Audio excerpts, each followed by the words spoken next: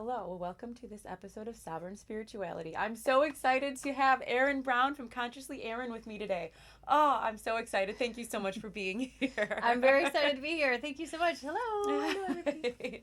So I just am going to jump right in. And the backstory for me meeting you initially, years ago, somebody had said something about conscious chrysalis. This was you formerly before you went on your own as Consciously Erin, correct? Right. And I had your name in my realm of consciousness for several years before anything. I happened to start following you on TikTok and following you from the Schumann Resonance and your updates, and they're so helpful. And then you were at Astri Aura, and I came to see you for a reading, and we talked about things for me for business. And I had told you about how I had a podcast that I was trying to get started, and you're like, well, I would love to be on it. That was probably a year ago. And I remember thinking at that time, I was like, why does that, there was so much resistance in me when hearing you say that. And I was like, why is it? Why is it? I'm like, oh, it's imposter syndrome. So for me, it was, it's taken me a year to get out of that imposter syndrome and to just be like, just go for it. And so now you're here. I finally reached out to you, so thank you so much. I'm like, you don't even remember me, I'm sure. And I'm fangirling over here. Well, I'm really excited to be here. That's a really great story, and I think that happens to a lot of people, myself included. You know, if I try to interview someone, like recently, I interviewed someone, his name is Jordan Crowder. On TikTok, he's Alive and Kickin' is his name, and he's someone like you. I've been following him for years, and I ran into him in person somewhere. Cool. And then had a conversation and invited him on. And then I was dealing with the whole, okay, am I in the right place? Am I doing the right thing? But I 100% believe that things will always line up to give us the opportunity we're ready for. Mm-hmm. And it's the ego that jumps up and says, are you sure? Because the ego's job is to keep our physical body safe. Yes. So anytime we try to do something outside of the bounds of what we understand is normal for us, that ego is going to jump up and go, are you sure? Are you sure? Are you sure? Because it's scared of what's going to happen because it's unknown. But all possibility lies in the unknown. Until you take the step, you have no idea what it could turn out to be. So I'm really glad that you called. I'm really glad. Thank you. It's even I'm not going to lie, even this morning I was like, it's okay if she cancels. It's okay, and it's just those, and it is so ego because so thank you for that. Thank you for saying that. Yeah. All right, so that's the backstory here, and again, thank you for being here. I want to jump right into how long you've been doing this. My first question is always kind of what got you started on your spiritual journey? So, do you have a story for your spiritual journey? I have a story. So, it goes back a long time, but we'll start around 2018. In 2018, I was a nurse, and I was teaching medicine at a medical school in the Chicagoland area. And I experienced a medical event where I had several blood clots pop up out of nowhere. There was no explanation for this, and that's a life-threatening thing. It will kill you. Because I'm a nurse, I knew something was going on, and I went and had it checked, and we caught it. But in the process of catching it, because they couldn't explain it, they attributed it to this disease called antiphospholipid syndrome. This is an autoimmune disorder where the protein on the surface of your red blood cell gets stripped away, and then your blood cells get sticky, and you will clot a lot, very randomly, easily, your whole life. So they told me, you have this disease. They put me on this medication that I had to take every day, twice a day, as an injection to thin my blood. It was like Coumadin, so it had every day. Mm-hmm. And I was on a very high dose of this. And I was doing that for about 2 years, right? And then COVID hit. And I was teaching at the university, and just like everybody else, we all were kind of like, well, now what do we do? So we all got sent home, and one day, because I have such a busy mind, it's very impossible for me to just sit. I can't, I just don't. So I'm sitting there, and I'm literally doing this in my computer. I'm like, I know, I'm going to go into the library for the university, and I'm going to research my disease because I have the background. I know what I'm doing. Maybe there's some treatments I don't know about, and what else am I going to do? So I got in there and I started researching it. And through my research, what I discovered is there is a test that is required for diagnosis of this disease that I had not had. Which is really interesting because I'm thinking back and I'm like, surely I had this. And nope, because I'm a nurse, I have all of my records. It's just habit, So I'm literally going through it. I'm like, no, it's not here, it's not here, it's not here. So I print out all the data and I go to my specialist. And because my disease was so rare, my specialist was actually an oncologist because they don't have specialists for this. Oh, wow. So I go to the oncologist and I give him the information, and he didn't even read it. He literally just looked at me and he said, I am the expert. You're going to listen to me. And if you don't listen to me, this disease will kill you. And I'm sorry, but as someone who teaches new doctors, I was very much like, no, this is not how this is going to work. So I left his office. I got all of my records, and I went back and was looking at my research. And what I noticed is the doctor who discovered this disease was actually still alive and still teaching medicine. Dr. Hughes was at the time in his 80s, but he was still teaching at like the Royal College of Medicine in London or something. And I thought, I'm going to email him just see what happens. Because what's the worst that can happen? He doesn't email me, so what? He already didn't email me. So I messaged him, I emailed him, and I just said, Dr. Hughes, I've been diagnosed with this disease. I have not had this test to confirm the diagnosis, yet I'm being treated. If I were friends with your daughter, would you be comfortable with that, or would you suggest I get a second opinion? Not asking him to diagnose me, just, And he emailed me like the next day, and he's like, yes, you need to get retested right away. So, okay, if the guy who discovered the disease said it, I'm going to do it. So I went to my primary care doctor, who's always been amazing. I explained everything. He sat down with me, and again, we went through all the records and couldn't find the test. And he said, okay, well, I'm sure you have it. It's just an oversight. Let's just order the test. Will make us all feel better. I'm like, okay. So I left, and he called me at 6:00 the next morning, and he said, I need you to immediately come to my office. You do not have this disease. You are negative for it, and you've been taking a medication for 2 years that we have no idea how this will interact with healthy organs. So I need you to be here in my office immediately. And in that moment, because up until then, I had ascribed such power and wisdom to science that when science let me down, everything fell apart. It's kind of like when you tell a little kid that Santa's not true, and then all of a sudden they're like, well, what about the Tooth Fairy? What about the Easter Bunny? What about the, and, it's like this cascade of things of me going, well, if that's not true, then what else isn't true? Yeah. And I literally went into this kind of, I don't know how to explain it. I call it a mental collapse, where I just like spent all day in bed for like a whole week. And the whole time I'm just thinking like, well, if that's not true, then what's this? And if that's not true, what's this? And my mind was just racing. And one day my daughter came in, and she goes, well, have you ever tried meditation? And because I'm from medicine, I was like, that doesn't work. I'm not doing that. And she said, well, nothing else is working, so maybe you should try it. And, okay, fine. So I have a big bathroom with a walk-in closet, like off the bathroom. So I go in the bathroom, and I turned off the light and shut the door. Then I went in the closet and turned off the light and shut the door. And then I put on a blindfold because I was so like crazy in my mind. And I sat down and I turned on some music, and I don't even remember now what it was. And my whole world exploded, and I was seeing things like images that felt like I could reach out and touch them. I had this heat like racing through my body, like up and down and up and down. And then like I would be burning up and chilled at the same time. I was getting vibrating to the point where my teeth were chattering. And it was just this overwhelming like explosion of connection of some kind. Yes. And then from there, it's just led to all of this. But it was really hard to experience that and then try to go back to my day job where I'm teaching Western medicine. Because in my awakening moments, I started to recognize how limited Western medicine was and how it's not a complete picture of wellness. It's one side, but not both sides. And it made it hard for me to go in and then teach these new, okay, this is what you do and this is what you tell them and all that. So almost immediately I knew I wasn't going to end up where I was, which was really hard because the job I had at the university, I had literally worked so hard to get. And I was so excited to be there. And I did love the job. And I had playing in the back of my head, my dad telling me, if you have an office and you get your name on the door, then you're successful. And I have an office with my name on the door, and I didn't feel very successful. So it was kind of that whole, people use the word ontological shock. That's very much what it was like. My whole world did a 180 because I was so anchored in science.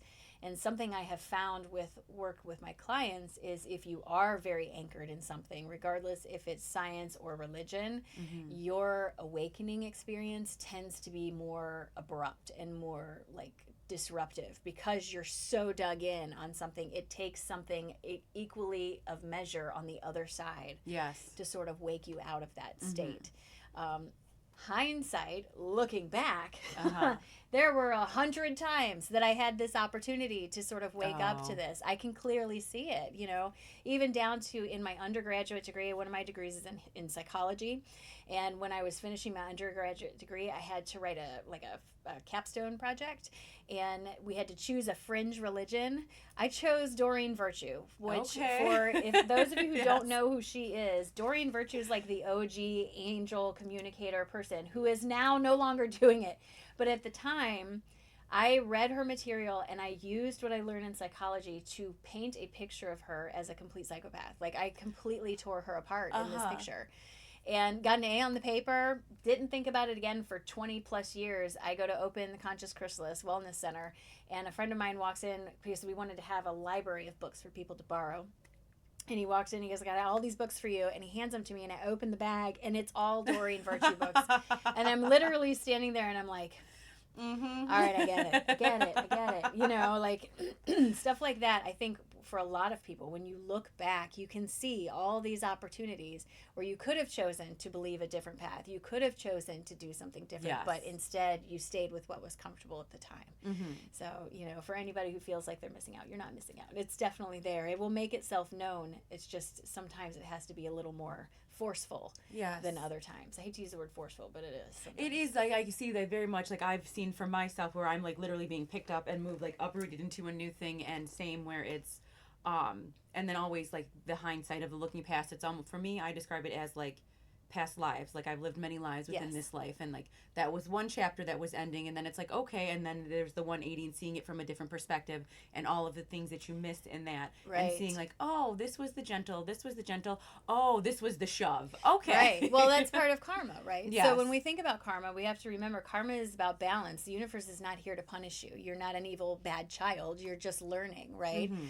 So karma is about balance. So the best way I can explain that is if you and I have an incarnation together and you murder me, what that demonstrates, please don't, but what that Never. demonstrates is your complete disregard for the value of my life. Mm-hmm. If we reincarnate together and I murder you, now we have the same karma. We haven't fixed anything. Yes. So in order to repair that, you would reincarnate with me in a role that would require you to care for me in an unconditional way, a parent, a lover, something like that, to have the balance of disregard and complete reverence. Then you bring it into balance here, and that's the lesson learned in the value of that life, and it works on all aspects.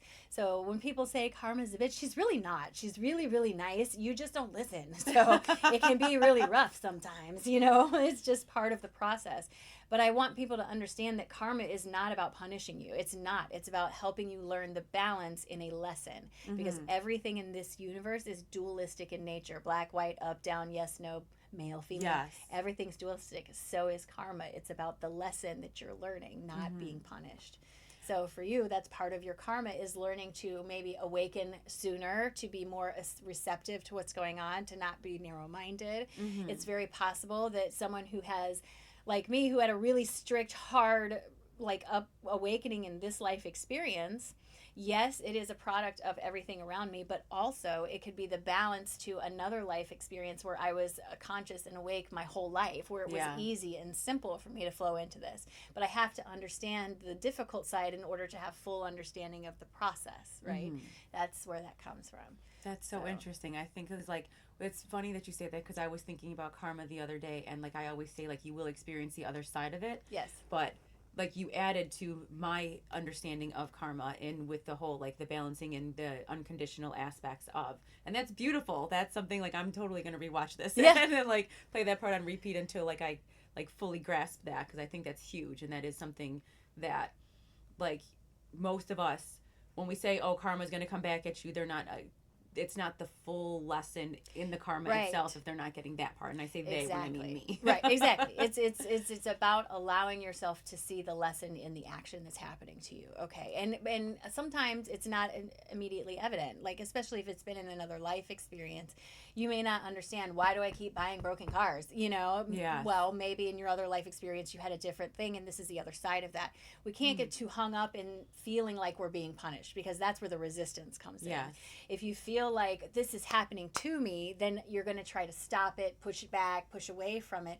Where if you recognize this is happening for me, you sort of open up and let it flow past you. And 95% of the time with all of my clients, when they stop resisting the thing they're resisting the most, it is not nearly as bad as they anticipate for it to be. It's your anticipation that's so rough. It's the action itself isn't as bad as you think it's going to be, because your mind is trained to go to the worst case scenario, always trained to go to the worst case scenario. So you have to be mindful of that sort of thing. And I, with my clients, I do a lot of it's emotion based, and the thing, like, it's the emotion, it's the shadow that you're not wanting to face, or this part that you don't want to face. And I say the same, where it's like the moment you like actually like lean into whatever it is that you've been denying for so long, it's like, oh, that wasn't so bad, and that is, so it's the same in all aspects. It's just leaning into versus trying to get out of, because you don't want to process, or And something to add to that is everything you manifest in your life casts a shadow. If you want a new house, that house casts a shadow. In that shadow are all of your insecurities about the house. So the closer you get to the house, the more intense the insecure triggers become, because you cannot be a match vibrationally for the house if you're sitting in the shadow. Okay. So the closer you get to a manifestation, your triggers will start going off one right after the other, and it always has a common theme. That theme that you can get down and dig in there and go, okay, why am I so triggered? Oh, I feel like no one's listening to me. Okay, well, I can understand that's a wound that I have from when I was younger. What can I do about that in this moment? I can talk to myself. I'll always listen to myself. It's kind of about redirecting. But the more those triggers come one on top of the other, it's an indication that you are vibrationally closer to somewhere you want to go. You just can't step up onto that next level when you're holding onto the sandbags that have kept you where you are. So the greatest point of resistance, almost without fail, is the one thing that if you just push through it, you're going to hit that level of expansion and really start to take off. And I've heard, like, one of the ways that I see it too is, like, for manifestation is when you're seeing all of the signs and the synchronicities and everything, and then it gets really quiet. And that's when it's really quiet and you're not seeing the things anymore. And I've experienced this where I'm like, wait, what happened? Like, I feel like there was this balloon, like this bubble, like it was about to be dropped, and then it just disappeared. And then I freaked out. And then to me, it's like a collapse then, because I couldn't hold it, because it wasn't trusting and having enough in that. And that's something that I'm like literally learning in this moment. And like, this is one of the lessons that I'm currently in, is the maintain the vibration. And that's the trusting of that everything's okay, even if you can't see it. And knowing that it's all okay and it doesn't matter at the end. Like that is the final step of the manifestation coming through. You got to hang on to the belief it's there, even when you don't see it. So you're 100% right. I agree with you, especially with signs that are special to you. So for me, I love seeing repeated numbers. I get such a kick out of repeated numbers. And it doesn't matter what the numbers mean. I don't care about the meaning of the numbers. Just seeing the repeated numbers is a big deal. And also seeing my initials on the license plates around me really gives me a kick, right? And something that I have learned through meditation and working with my own guides is when the signs start to speed up and get closer, it's like playing the hot and cold game with your guides. The closer you are, the more intense they get. And then there will be this drop where things just get quiet for a second, and that's your stepping over into the next thing that comes. The thing that gets people tangled up a lot is they expect a manifestation to be some big, overt, holy cow thing, and 90% of the time it's small. It's a small thing that you don't register all the time as being the next step. But alignment is easy, and so it's full of little tiny steps. And it may be, for example, you saw my shop, and then you came and had a reading, and now I'm on your podcast. These small little steps that you took may not be telling you this is what's going to happen, but it feels good in the process. So it's like grabbing onto that thread and sort of pulling your way along. You never know what's going to happen. I try to tell people, don't discount it just because you don't understand how it's going to help you. If it feels good, if it gives you a good registration, then move with it, let it carry you forward, kind of thing. Continue what feels good, because you might think it's this way, but your actual path is this. And it's going, so it's just getting in and checking all of the checkpoints that you need to get you to where you're destined to be. Absolutely. That's awesome. I want to ask about, since we were talking about guides and your guidance system, like you went into meditation for the beginning of your awakening, and that's kind of when first off, would you call that a Kundalini awakening? So that's a really interesting question, because I have always associated the idea of a Kundalini awakening with being able to feel the chakras opening. And I did have that happen, but not in that moment. Okay. It was months later. I was literally laying in bed, and I was like really in that just about to fall asleep state.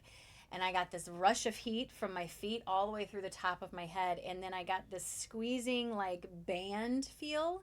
And it started like around my pelvis, and then it released, and then it moved up, and it went to like my sacral chakra, and I felt a squeeze, and it went up. It stopped. I never felt it in my throat. Okay. Felt it around my chest, but not my throat. And I don't know if that's because I didn't want to feel like I was being choked or what, Yeah. but that I felt, and that felt more like a Kundalini awakening. This to me felt more like just, you know, an explosion. Like a big bang. I'm picturing Right, that. like a big bang. Like the closet is so full of stuff that the door just blew off, and now everything came out in an avalanche. And it was incredibly overwhelming for me for months, because with the way I think, I'm a very scientific, linear thinker. You cannot tell me that something's just because, and I'm going to believe you. I don't function that way.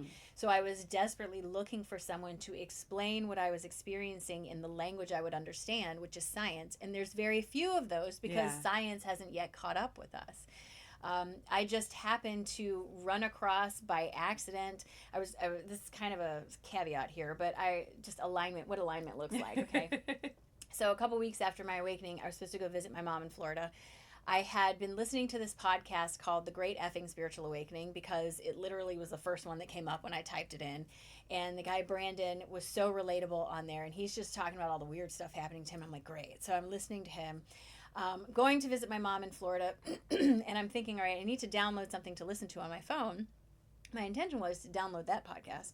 I pick up my phone and I hit podcast, and I noticed that this entire podcast, not an episode, the entire podcast for this thing called Here and Now by Ram Dass was already on my phone.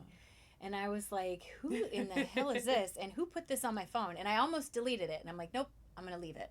I get on the plane and I'm listening to him, and it's like doors are just opening one after the other. And I recognize this because he was a teacher, a psychologist by trade. So he was using the language of psychology to explain what I was experiencing, and it helped me really understand it. About to land in Florida, and I'm listening to the most recent episode of Great Effing Spiritual Awakening, and Brandon's wife Cassie is on there, and they're talking about, you know, the weather where they are. It's very rainy and this and that. And I'm like, well, that sounds like Florida. So I sort of messaged them, and I wasn't expecting a response, but I messaged them like, hey, are you guys in Florida? I get a message back, and they're like, yeah, we are in Florida. I go, oh, that's weird. I'm going to Florida. Oh, where are you going? And I said, well, I'm going to Crystal River, where my mom lives. And literally dead silence. And like 2 minutes later, I get this very bizarre text. It just pops up and goes, that's where we live. No. And I was like, oh, that's weird, you know? So we sort of exchanged some messages. And then I finally said, do you guys want to meet up? You want to get some coffee? And they're like, yeah, let's do it. Can you meet us at the Cattle Dog Cafe downtown? I'm like, yes. And then it occurs to me, I have a tattoo of a cattle dog on my arm. Oh, how funny. So all of these things very naturally aligned. And then I went to meet them terrified, because for me, I'm brand new to this, and I was looking at them if they've been doing this forever. Oh my gosh. But the conversation with them was so enlightening and so comforting, because they made me feel like I wasn't crazy. And Cassie especially was like, no, girl, you're fine, and it's going to change, and this and that. And it was so eye-opening. But that was really the first time that I had stepped outside of my comfort zone, because growing up in science, I was taught all of this was weird and you need a psychiatric evaluation and all this stuff. So that was that first step, but it really opened a flow of momentum that has not stopped since then. And that's what I mean with following that inspiration. I could have very easily not messaged them. I could have very easily not gone to meet them. I could have very easily walked away from that, but I pushed past that fear, and it opened up doorways I never expected to happen. I ended up as a guest on Brandon's podcast, which then led to me being a guest on many podcasts, which has led to, you know, it's like a snowball. Yes. And in the moment, you may not recognize what's happening for you. It's almost always when you look back and you're like, oh, oh, every that's time. why. And when I get back to spirit, I'm going to be like, we need to work on this hindsight thing. Yeah. Can we do foresight, not hindsight? You know? I love that. It's just one of those things. But yes, everybody's journey is so different. Don't be afraid to reach out to people, especially if you feel alone. Every single person that I have ever spoken to, and I have had thousands of clients by this point, every single one has felt lonely on their journey because they feel like they're the only one who's experiencing it. Yes. And personally, I think that's purposeful because spirituality is very individual, where religion tells you, you think this, you follow these steps, you do this, and we'll all go together. Spirituality is about you find what works for you and you create your own little pocket. And once you create that your own little pocket, the experience you have been through, you will connect with other people who've been through that experience, and you will share the teaching and knowledge you gained, and then they share, and then they share, and that's why we're all here together, because we have such varied experiences. Like, perfectly, I feel like I'm rambling, so stop me if I'm not. But like Eckhart Tolle, people kept recommending me Eckhart Tolle. You should read it. I'm like, great. I cannot read this man. It's like trying to read spaghetti to me. I'm like, what are you saying? And I know he has wonderful points, and I know he's a great teacher, but the way he explains it does not match with the resonance that I had. I had to find teachers who used science to explain etheric concepts, and then it snapped like that. Okay. Like, I can't even tell you. I was so frustrated with trying to figure out law of attraction. Just frustrated with it. And I don't even know how many books, and read them, and would be at the end of the book and like, this, I didn't touch me. And it wasn't until I found Dr. Morehouse's book, and he teaches remote viewing, but he's a PhD, and he is a military person, so he's not one for fluff.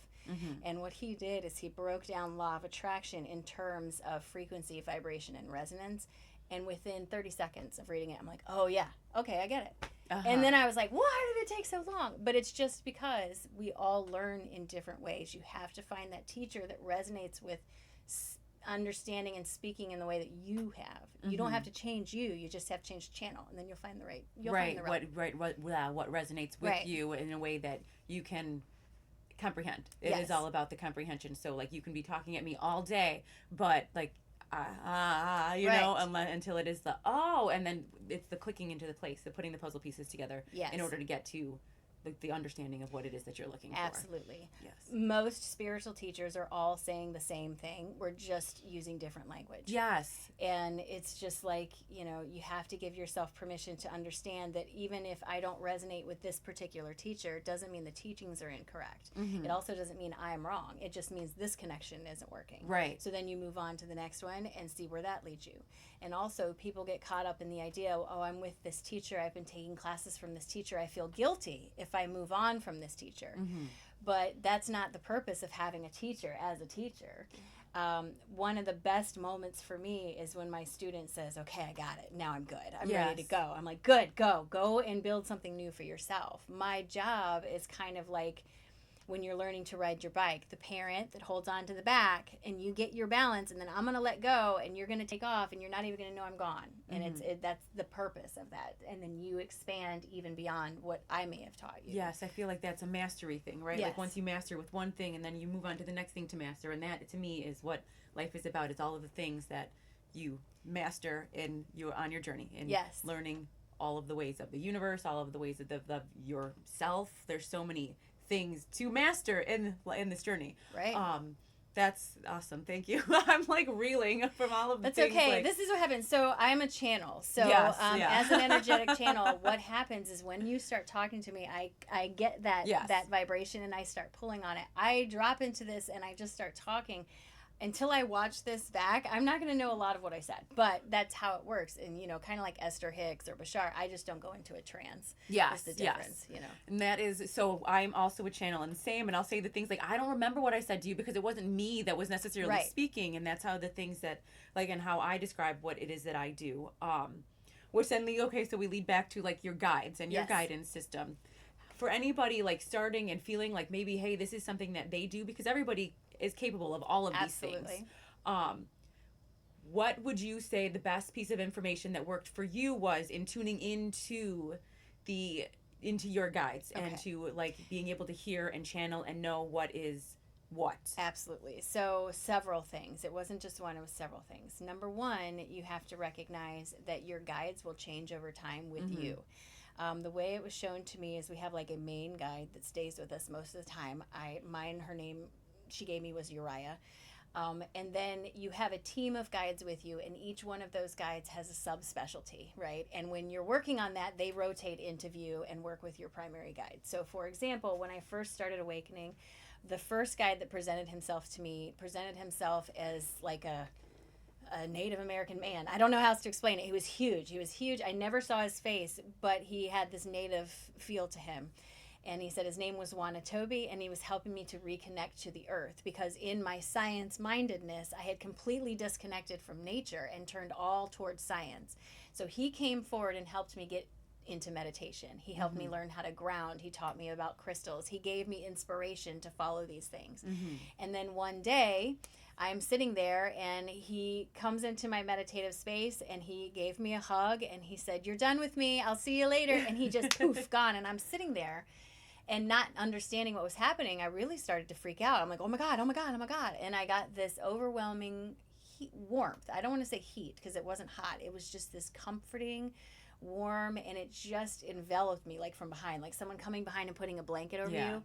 And I got this image of this beautiful blue flame. And the easiest way for me to explain it is if you ever saw the cartoon Hercules when we were kids, you remember the underworld god? He had that blue flame. Yes. Okay, so my guide is, I call her a she, but she's not a person. She's an energy. And the name of that energy is Uriah. And I had no idea what that meant until literally earlier this week. Okay. I was in a live with a medium and she goes, "I'm curious." And she typed it into whatever website she was on. She said Uriah means light of the inner self. And I go, "Oh, well, holy shit, how about that?" So Uriah presented herself to me and she's been with me now for a while. And I have certain guides that come in and out when I'm working with stuff. When I started learning to work with Akashic records and past lives, I had this guide show up. Her name was Ruby.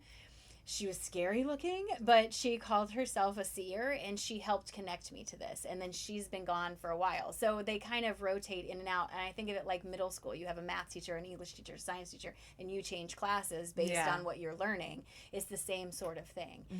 So that's the first thing I want to tell people. And the second thing I want to tell people is learning to communicate with your guides is like learning to speak a language that only the two of you speak. So when you're asking other people for what does this mean? What does this mean? That can be helpful, but always take your own guidance. If you ask me, "I saw the number 666, what does it mean?" And I say, "It means you're going to win the lottery," and you're thinking, "Well, I don't know about that." You have to pay attention to what you're feeling. Yes. I started writing down repeated symbols and repeated signs and keeping track of what was happening around me. And that's how I started to sort of build my dictionary. I had to write it down because I have a bad memory.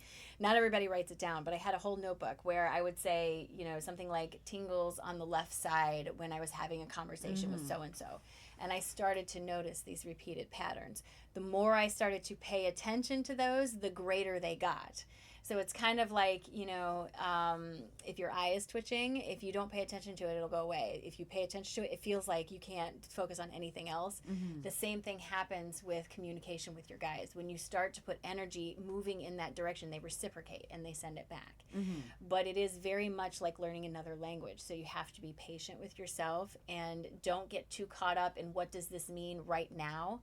Instead, just acknowledge that you saw it. So, if you're driving along and you see repeated numbers, you're like, "Ooh, I saw that. Ooh, I saw that. Ooh, I saw that." Eventually you'll say, "Ooh, I saw that. Oh, that's a bad idea. I shouldn't go there." "Oh, I saw that. That's a great idea." It will start to naturally make sense to you, but you can't push it. And we as human beings are so impatient with everything. We want to understand everything right now. This is not something that is that quick. And it will evolve as you evolve. The images that I receive from my guides have gotten far more intricate as I have worked with it. Yes. But all of the clairs, they're just like muscles, you know. Yes. Some people can play the piano much more naturally and easier than others, but everyone could play the piano. Mm-hmm. Just some people are going to require more practice. Everyone is clairvoyant, everyone is clairsentient, everyone is clairaudient. It's just some are going to be stronger for you naturally than others. Yes. And you can choose to sit with the ones that are natural for you and be totally fine, but doesn't mean, don't tell yourself I'm not a medium just because you don't know how to be a medium. Yeah. You know, that's the other one. And then the last piece of advice I got is be very, very careful about your definitions, because your definitions will box you in every time. If you tell yourself that clairvoyance means that I'm seeing the future and all these things that are going to happen, you're going to block yourself from what it actually means. If you tell yourself that clairaudience is hearing a voice like your Uncle Brad talking to you across the table, then you're blocking out all the other ways that clairaudience can reach you. Each one of us is different. Clairaudience for me sounds like just these pitches and tones that kind of come and go. And for a long time, I ignored them, completely ignored them. But once I started paying attention, I started to recognize certain tones showed up at certain times. I get a certain tone for confirmation. I get a certain tone for that's a bad idea. If I have a non-alive person, a past person, what I call them, if I have someone enter my space, I hear them. I never see them, but I hear them come in. If you listen to music and you get those goosebumps, that frisson, that is clairaudience. There's something in the vibration of the music you're listening to that is resonating with where you are. And one of the most fun ways you can talk to your guides, if you have an iPhone, if you Shazam a song on iPhone, it will put it on a playlist on your iPhone. So every time I hear a song that gives me those goosebumps, I'll Shazam the song, goes on the playlist. And then in the morning, I'll open the playlist and I'll close my eyes and I'll say, tell me a story about my day. And I'll hit shuffle. And the first 3 songs that come up will give me an indication of how my day is going to go. So it's learning to sort of work with everything that you have, something that works for you. So for me, for clairaudience, it's my strongest one. And I always say, like, it's always through music. I have Shazam, like all of the Shazams. It's so funny. But it's, the way that I describe it to people is I'm listening to a song and the words pop out of their specific words, and it's like, that's what it is that I need to pay attention to. Or I keep hearing the same song over and over again. Like I listen to the radio only, like, and it's just suddenly like I'm seeing the words, and it's like those ones that appear in bold print, and that's how it works for me. And then it's like, okay, and then eventually, like as I was learning on mine, it would be like, all right, what is this? What are we talking about here now? I keep seeing this over and over again. Like, what is this? And then it's like, okay. And that's just how I've learned for that. And then, like, for me, with being able, like, to see, I'll get images. Like, just, like, if I, like, one time I was massaging somebody and I saw, like, a sonogram. And I was like, oh, you're going to be pregnant. And if not, you know what I mean? Like, and then, like, but that doesn't happen for me. Like, that's not one of my strong ones. Right. But clairaudience is always the one that I go to. So I know that, like, with the muscle that it goes for that. When like I found with some clients it's easier, and some things are so much clearer than for others. So my question to you is, like, do you find that as well, or is it just kind of like to me, I think it's as open as they are is what I get. It's what they're allowing me to see is then when I translate is how I describe it. Yes, and right. So I used to do Reiki on people, and when someone would come in for Reiki, I would get images, right? And the intensity of the image was always determined by their willingness to hear what I had to say, because I kind of look at it like, why would my guide waste energy by creating all these things for me? Because all that takes energy. It takes a sustained high vibration to talk to your guides if the information is not going to be received. So I could always tell the person I was working on how open they might be and how open they aren't based on the amount of imagery I was getting. The other thing I've noticed is people have asked me a lot about psychotropic medications like Prozac and Wellbutrin and stuff like that. I have never found that to be a block for the person taking the medication, but I have found it to mute what I get. It's almost like I'm trying to look at everything through curtains, right? I can see it, but it's foggy for me. And I don't know what the mechanism of that is. I haven't had enough clients with that for me to really pin down what it is.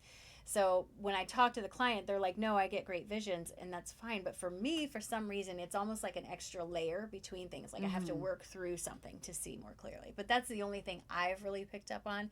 But absolutely, if they're not willing to hear what I have to say, I won't get a lot of information. Almost like I'm being saved from wasting my breath on somebody, you know? So yeah, that's something that definitely happens. But everybody is able to be connected if they want. Absolutely. Yes, like if they're open to, and why would they not be with you if the you would think, but you'd be surprised because there's a lot of people who will come to me and they want me to fix them. Yeah. And they're not open to me telling them things they need to be accountable for. Yes. And if they're unwilling to take accountability, I can't help them. And so I will get very little information. And I always know that as soon as I start talking to them, because I'm pulling teeth trying to get stuff.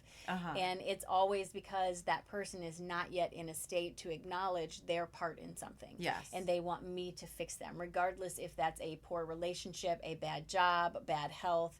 You have accountability in everything in your life, and until you recognize that, you will continue to feel like a victim, and you just can't do that. You know, once you step out of victimhood, your life changes. It really, really does. But you can't act like a victim, because law of attraction works on how you feel, not what you say. So if you feel like a victim, then you are going to get reflections from law of attraction to make you feel like a victim. You can say all day long, I'm a strong, independent person, but if you feel like a victim, law of attraction doesn't give two craps about what you're saying. It's how you feel, because everything is vibrational. I have felt personally victimized by you when you've said that in one of your TikToks before. No, I was like, oh, I know I need to hear that. But I didn't need to hear that. Right. And that's kind of my job. So my role in this world has really graduated, is the best word I can use for it. When I first hit my awakening, I thought, okay, well, my job is to do Reiki on people and to help move their energy. And for a lot of people, I think that's a very common entry point. Yeah. And I actually really admire that, because what Reiki will teach you is how your energy works, what your energy feels like, how you can work with yourself, so you become more aware when you're off balance and when you're not. For me, that's what it did. And it made me so excited that I felt such better balance. I wanted to share it with other people. So I started doing Reiki, and that's when I started getting the images, which, for anyone who's wondering, it's not like I'm looking around my room and seeing this. This is very much in my mind, and it's very similar to if your parents were to tell a story about you when you were a kid, and you don't really remember it, but when they're talking about it, you can you're like, oh yeah, I remember. That's kind of what it's like for me. It's very foggy. It's like an old memory, and I'm sort of picking through stuff when I'm getting it. But that's when I started to get that. And then I started to think, well, maybe I'm a medium, right? So maybe I'm trying to connect people to their loved ones. But I wasn't getting clarity on the mediumship. Yeah. What was happening is people were struggling with concepts like law of attraction or whatever. And I would find myself explaining that, and then they would move on from there. So over time, I've really evolved into this role of teacher, which I find tremendously ironic, since I was a teacher. You know, I just did like a whole 180 back, or 360 right back around. My job vibrationally is to give you understanding of the laws of the universe so that you can make change in your life. I'm not going to change your life. You're going to change your life. Yes. But as a teacher, I understand that when you know why you're doing something, you can change it. So, for example, if you understand on a scientific level why I want you to meditate so badly, it makes it easier for you to meditate, because you're not just going, well, she said just do it. No, the reason we meditate is because quantum mechanics has demonstrated over and over and over again that energy slowed down becomes information. Yes. So when you meditate, you are literally just slowing yourself down enough to receive the energy all around you as the information that it is. And the best way to think about it is a plant in sunshine. The sunshine comes in, it has photosynthesis that turns into sugar. For humanity, meditation is photosynthesis. That's when you're taking the energy and turning it into information. So once you know that, it's easier to say, oh, okay, well now I know I can sit down and I can, do whatever, or meditate however I want. But understanding why you do something gives so much power to the steps you take, because you're not just doing it because someone told you to. You're doing it because you understand why you're doing it, and you're doing it for yourself. Yes. You know? So that's kind of what my role has evolved more and more into is this, sort of teaching role. And I do read cards for people, and I enjoy reading cards for people, but that's not where my like real passion is. I think it's a great way for me to connect with people. But when I started doing stuff with the Schumann, that's when that teacher started to kick in. Yes. And I started to recognize if people can understand how the energy is affecting them throughout their day, they can better structure their day. It's kind of like me telling you there's construction up ahead, pack a snack, that kind of thing. So that's kind of where all of that sort of came from. Yes. See, so like for me, for like the Schumann, I've been feeling it because like, like you always say, this is what's showing up on the graph. This is how I'm feeling it in my body. For me, before even finding like your like TikToks and all about that, like I had a system in place with my guides where we're talking about like feeling things in your body. For me, it's code words. So I would get a code word and I was like, okay, this means high frequency energy is coming in, or intense energy, something's going to happen, right? Right. Like I have code words for like right before there's going to be a timeline jump where I'm like, I'm going to call it, is this going to, like, and then I found you through actually, it was validating.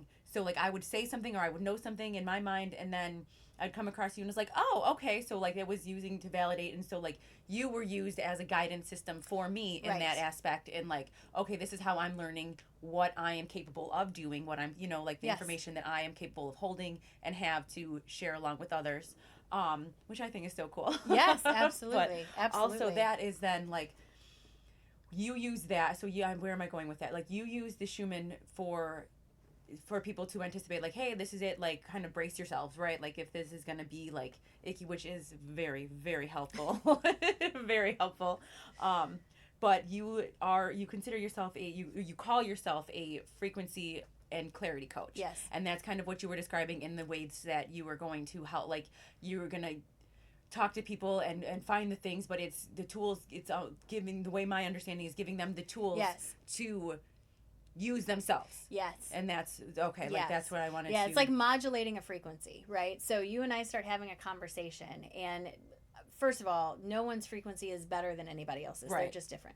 So you and I will be having a conversation, and if I'm on the wavelength up here, what happens is you start to rise to meet me here. Yes. And then in our conversation, we're going to exchange all this information to keep you here. And then I'm going to go off and you're going to stay here. And then you're going to rise from there. Right. So that's kind of the idea of running behind you when you're learning to ride the bike. You're going to get your balance, and then I'm going to let go, and you're going to take off with everything I gave you. So that's the best way I know how to explain it. Yeah. And people, when they book a private session with me, I always tell them, I try to tell them, bring as many questions as you can think of, because the more questions you have, the more free flowing my channel is. And I will end up sitting and talking for 50 minutes in a session, just pouring out information. Yes. But you have to trigger it somehow, because my guides work on teaching you accountability, right? So people say, well, do you message people for readings if you feel it? No, I don't. Partially because you have to take accountability for yourself. I'm not here to save you. Yes. I'm here to be a tool so you can save yourself. And unless you reach for it, I'm not going to put the shovel in your hand. You know what I mean? So that's another thing people have to recognize, is until you take accountability for yourself, you're going to be stuck, because you're waiting for someone else to save you, but they can't. You have to save it's an inside job. It's 100% an inside job. Yes, where it's the you wanting to. Like I always say, like my people find me when they're looking for what it, like the things, like I'm not for everybody. Everybody's not for me. It's the resonating at the same the similar frequency, or like your guides will put you in my like in my vicinity, so because I'm going to help you get to the next step, because I have something that I've gone through, or something has been like a tool that I have the tools to give to you to use for your next leg of the journey. Right. It's like a radio station. Yes. Right? So we're all radios, and we're all broadcasting our own frequency. The frequency you're broadcasting and the frequency I'm broadcasting may not be matched up. But if you're talking about something I want to learn about, I will bump into your frequency. Yes. And then I'll start to pay attention. They sync up. I get what I need, and then move on. And that's how, frequencies are everywhere all around us. And it's just lining up with the frequency that works for you. I hear this from people a lot, and it actually happened to me in the town where I live. It's not very big, and I one day was walking around, not Austria, but there's another crystal store across the way, and I was walking around one day, and I looked up, and I go, oh my God, there's a crystal store, and I was like, holy cow, when did it? And I go in there, and I'm so excited. I'm like, how long have you been here? And she's like, we've literally been here 20 years. And I was like, what? She goes, yeah, you see us when you're ready. You see us when you're ready. I have walked past that storefront 100 times and never registered that it was a crystal store until that one day when I was ready to see it. I was in vibrational alignment with whatever frequency it was putting out, and I suddenly saw it, and I'm like, oh my gosh, there it is. And then I saw another one, and then I saw, all these things start popping up. The idea, like, if you get a new car and you're driving home, suddenly you're going to see 50 versions of the same car because you're sitting in such a good feeling. Law of attraction is now going to start showing you more of these. Just like if you get up in the morning and you tell yourself it's going to be a bad day, then law of attraction has no choice, and it's going to give you 100 reasons to feel like it's a bad day. So it's up to you. You have to make that accountable choice in the beginning, I love that. And that says so much about everything, about life in general, not just like a journey, like it does. I love that. Do you have a favorite type of client? Does that, do you have, like, is there somewhere where, like, that gives you life? Like, for me, I always say, when I like it, this gives me life. Is there my favorite thing to do is teach. I'm part of this upcoming online workshop, and it's actually the very first one I've ever been invited to, and that felt amazing to create that presentation and get the information together. That's where I'm going. That's where I want to go. So I see myself as someone who might hold like online forums of channeling where you just ask questions and I answer. That's where I'm the happiest. So when someone comes to me for a session, I'm happy to pull cards for you and tell you about your love life if you really want to know. But I'd much rather give you the knowledge about the universe so that you can leverage that to your advantage. So when someone schedules an appointment with me, I say bring as many questions as you have. I want to know about law of attraction and why I keep attracting dumb people into my life. I want to know about whatever and why this keeps working. Explain to me how this is karma and how this is balancing things out. Tell me about past lives. What do you mean it's all happening at the same time? How do we have this connection to our higher self? How are we exchanging information with our higher self? How does that even work? That doesn't make sense.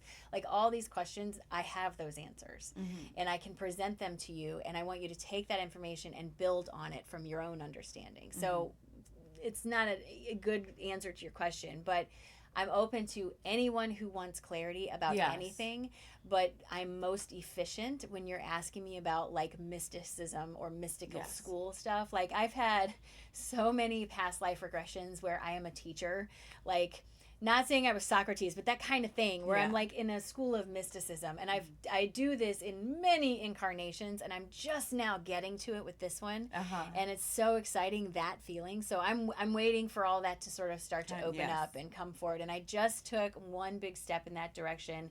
I have a very active Patreon account, and that Patreon account houses all of the material that I've created. So I'm a very good writer when I channel, right? So I've got, I don't even know how many documents of PDFs that you can download about quantum mechanics and science and all this stuff. But on there, once a month, I'm going to start doing just normal channeling sessions where I just sit and you can log in and you can ask your questions, and I'm just going to start working with it that way, and I'm going to see where it goes. And that's an example of one of those things of having a dream bigger than your fear, because my fear is that I'm going to be sitting there and someone's going to ask me a question and I'm not going to receive an answer. And to me, that's a feeling of I can't prove to you that this is real, right? But I have to learn to let go of the idea that I have to prove anything to anybody. I understand this is real. And if someone asks me a question and I don't receive an answer, I have to be okay with that and trust that perhaps they're either not ready for the answer or maybe I'm not ready for the answer or whatever it is. So I'm kind of just pushing past that. That's that piece of resistance that we were talking about earlier. This was a big piece of resistance for me. I've been talking about this for months, that I wanted to do this, and very much doing this. I don't know how, you know. And then one day I get this notification from Patreon. Guess what? Now you can go live from your Patreon account. And I'm like, okay, maybe it's time, you know. So that'll be once a month. I encourage anyone who's interested to check it out, because it's a great way to ask about the mysteries of the universe. And if I don't have the answer, I might not, but I have a lot of answers. And I think the more you can understand, the more in control of your life you feel. We feel at the mercy of things right now, but when you understand that everything originates from you, it gives you back that sense of control, and you no longer feel like things are happening to you. They're happening for you. Yes. Interesting. I like that. I wanted to go with somebody, like, even the bad for me, like, even like if it's falling apart, it's actually falling into place, and that's having to recognize, and that I feel like is the maintaining the trust that everything is happening for you. It's just falling to be planted somewhere else. Like that's Sure. all of the ways that you can say it and to get it to be Well, understood. yeah. I mean, a perfect example is relationships. I mean, how many relationships have we all had where later you're like, I am so glad that did not work out. You know, like Yes. in the moment, you're like, I'm going to marry this person. It's going to be amazing. And then 2 years later, you're like, oh my God, I'm so glad I did not marry that person, because things have a way of shaking Always. themselves out. Yes. Again, it's just that hindsight is where we're able to see it most clearly. Right, yes. It's in the moment we have to trust. We Yes. have to just allow ourselves and listen to your gut. If you don't feel good about something, something is off. And you Yes. got to stop talking yourself out of it. And you have to stop trying to come up with 100 reasons why you're going to do it anyway. If someone invites you to go to dinner with them and you get a goofy feeling in your stomach, do not go to have dinner with them. Trust yourself. And if they want to know why, you tell them, I just don't feel like it. Yeah. And if they push you, you don't owe them an explanation. That's their insecurity. Yeah. You sit with your security and trust yourself, because you never know what would have happened if you had listened, Yeah. right? And there's so many times in our life that I think we regret, that I don't want that to be something. You know, oh, I should have listened to my intuition. I should have listened. That's one less Yeah. thing that I want to worry about. I got too many other things to worry All about. of the things that you're saying, like this was like are resonating on such a deep level. You have no idea. And I was like, yep, that tracks. That all tracks absolutely. Well, that's good. That's how this works. That's good. That's Yeah, good. That's so, like, that's what a channel looks yes, like, right? Yes. So like that's not what I was like. That's not what this was supposed to be about. But it's hitting every mark that I needed to hear. So, and actually to release me from guilt. And you have no idea, but thank you. The hearing those things is validating in my own right for things that are going on for me personally. So thank you. Well, just remember, you've been rewarded for compliance your whole life. Yes. So when you step out of compliance, your anticipation is to be rebuked, because your brain looks for patterns. So you have to reestablish the pattern. Instead of thinking, if I don't do what they say, I'm going to be in trouble, you start thinking, if I don't do what I say, I'm going to be okay. And you have to reestablish the pattern. It's just neurology. You just have to give yourself time to rebuild that neurological pattern in this direction instead of that direction. And it doesn't happen overnight. And it's a lot of catching yourself in the moment. Oh, I see what I'm doing. That's okay. That's okay. I'm going to redirect. You know, you don't want to beat yourself up, because you're human. We're all human, and we're all here to learn.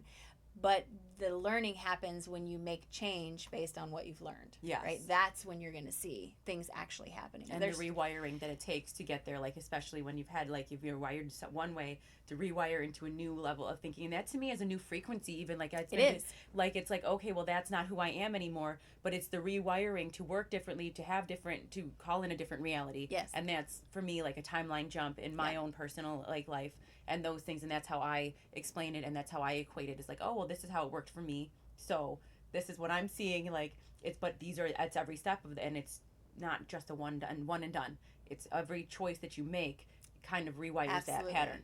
And that I think goes into science, and I really we're running out of time here, but I wanted to ask you about, like, so you have all of the spiritual, like how, like, do you bring the science part of into that and like, well, so a lot of science is starting to catch up with spirituality. So a perfect example is quantum mechanics. So when you look at physics, that's things on a macro level, big things, planetary movement, stuff like that. Quantum mechanics, quantum physics is micro level, right? So big world, little world. In micromechanics or quantum mechanics, we're starting to learn about something called entanglement, right? And this is the idea that two electrons can stay entangled regardless of the distance from which they find themselves, time or space, because those things are interlinked, right? And the idea is, this is how I explain communicating with your higher self. Your higher self is energy. It is not a person in space free floating. It is a ball of energy. It is full of all the possibilities of energy. But because that version of you exists in a realm that does not have the passage of time, it's impossible to grow, because you must experience the passage of time in order to experience progress, right? So your higher self says, I want to learn, and it sends down all these little filaments into all these different frequencies and realities. Think of like a library. I want to learn about self-esteem. Okay, I'm going to pull this book off the shelf and I'm going to send myself down in here. I want to learn about self-control. I'm going to pull this off. And you have thousands of incarnations going on all around you. The way your higher self is communicating with you is through quantum entanglement, because that piece of that higher self is still inside of you. So through your crown and your third eye, you're constantly exchanging energy, and it's just quantum entanglement. Every time we make a choice and learn something here, that higher version of us also learns that and experiences the feeling of progress, Mm-hmm. the whole reason we came here, right? Look, full body chills. Yep. So it's science is slow because science is arrogant and it's unwilling to look beyond what it thinks it knows is true. Mm-hmm. What is happening with science today is all the old cronies are kind of dying off and all the new scientists are starting to come forward, and the new scientists are much more open to frequency, vibration, and stuff like that. That's where you get those articles like the one in Popular Mechanics, and we get the double slit experiment that taught us that it's our focus that collapses our reality into possibility instead of probability, right? So it's all these things that starting to come forward. So I always use the language of science when I can. Yes. And it's really interesting because there's all these things I've been saying for years that are now starting to show up in different articles, and it's so tempting to be like, I told you so. But it all in good time. Yeah. But it's just everything has an explanation. Nothing is just because. That's not the way it is. The universe is logical in the way it works. Just our picture of logic is very limited because our human brain is only able to perceive a very small amount of everything that's available to us. Yes. I mean, I said something to someone the other day. If we could walk around with glasses on to help us see infrared, you would never leave your house. You'd be paralyzed because there'd be so much in the air that you'd be so afraid to go outside. Microwaves, radio waves, Wi-Fi, all this stuff that we're literally walking through like a soup. We just can't see it. And that goes way back even to the receptors in your eyes. They're limited to this much, and that's purposeful to keep you from being overwhelmed from everything, yes. Like all of this has a reason. So I don't even remember your original question, but all of this has a reason, and it's all science-based. So when you come to me, I'm going to give you the most grounded approach I can, because I feel like for me that helped me understand it is don't just throw it up in the air and say it's confetti. It actually means something. Yes. Hopefully that answered your yes, question. Yes. Okay. Yes. It was the enmeshing the science with the spiritual and Yeah. how you can use that. Because like for me, I'm trained as a massage therapist. And my what I do is very emotion based, but so our issues are in our tissues, right? We hold on to our emotions in the body, so it's the trigger points. So like even in talking through things with somebody as a spiritual coach, it's like, all right, this is the trigger point. You need to release this, and it's so interesting how it goes through mind, like from the body into the mind, and like the spirit, and all of the things that act like are all the same. Sorry, this is running out of time. Oh no, that's okay.